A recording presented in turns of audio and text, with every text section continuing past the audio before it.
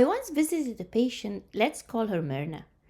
She had been in the hospital for a few weeks now, recovering slowly, but her frustration grew each day. When I entered the room, she began venting about her roommate, a woman in her early 50s who had suffered a heart attack 6 months earlier and had been in coma ever since. This roommate lay quietly in her bed, connected to life support. Each afternoon, her husband comes to visit. He would sit beside her, hold her hand, and softly sing familiar songs.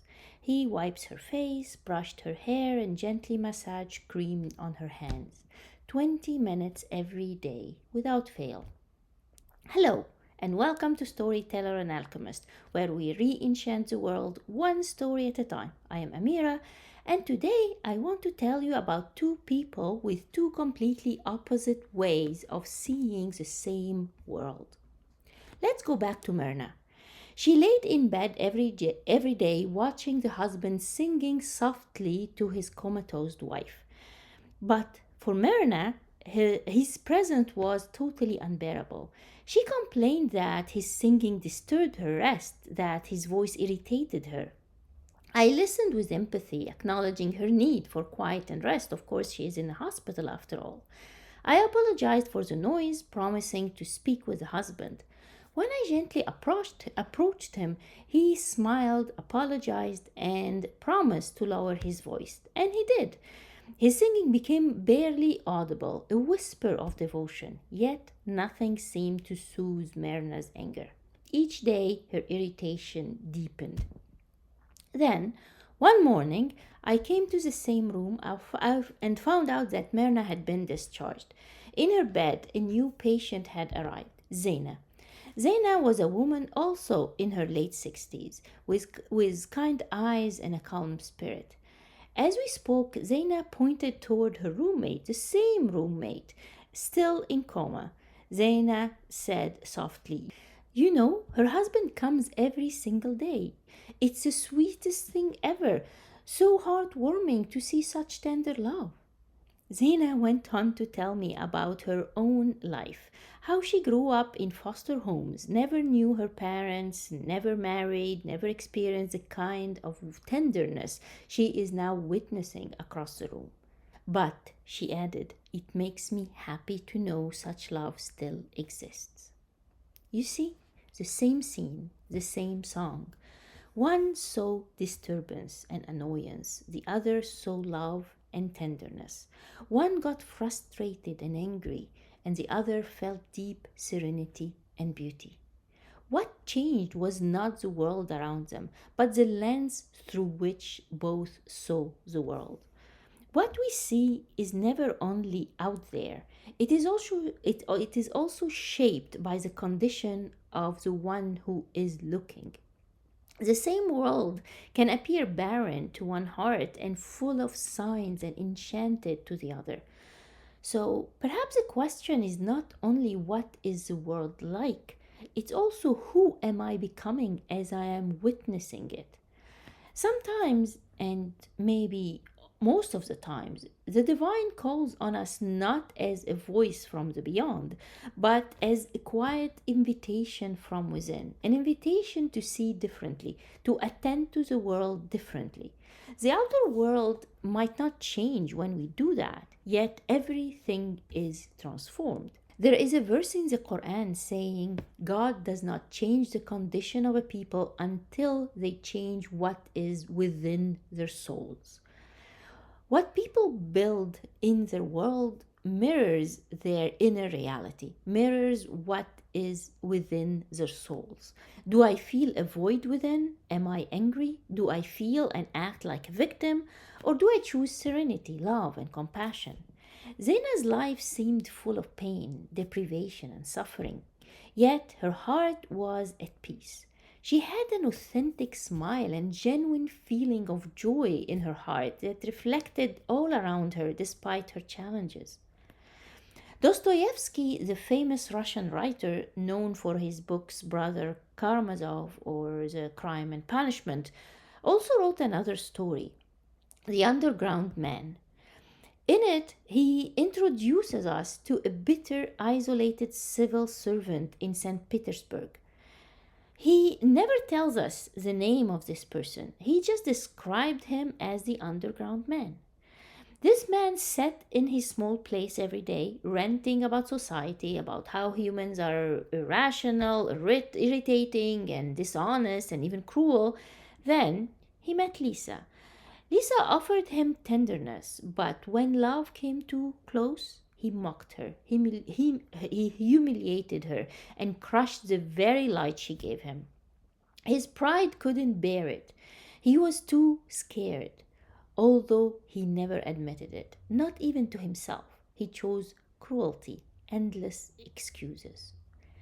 But Dostoevsky gave us two men walking the same streets of St. Petersburg, both lonely, both aching. One was the underground man, the other was the dreamer in his other less famous book, White Nights.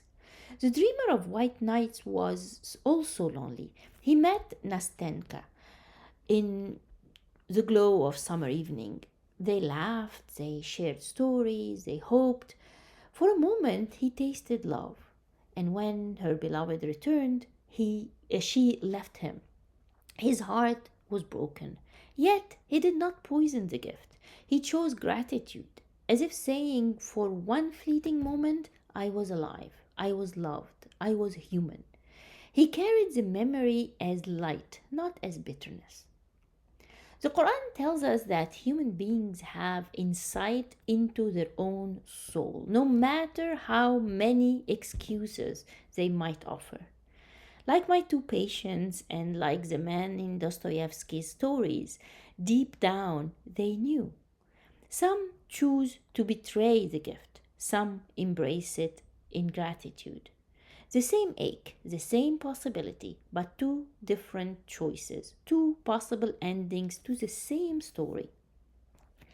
We cannot always choose what arrives at our doors, but we can choose how we meet it. Loneliness, rejection, loss, betrayal, or love, joy, and happiness, they're all gifts from the divine. Some are gifts of His beauty, of His mercy, and others are gifts of His majesty and might. They come as tough lessons sometimes, wrapped in challenges and sometimes even suffering.